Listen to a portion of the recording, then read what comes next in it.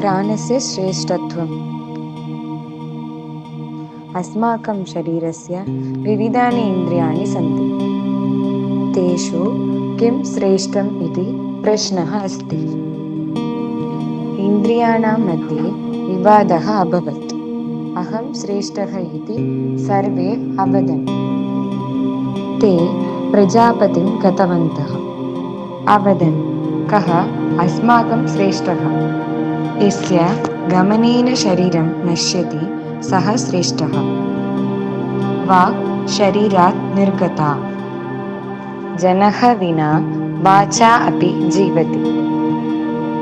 चक्षुः निर्गतम्। अन्धः अपि जनः जीवति। श्रोत्रं निर्गतं, मनः अपि निर्गतं, तथापि जनः जीवति। प्राणः एव श्रेष्ठः इति सर्वे स्वीकृतवन्तः। प्राणे विना जीवनं न अस्ति। सर्वेषाम् इन्द्रियाणां महत्त्वम् अस्ति।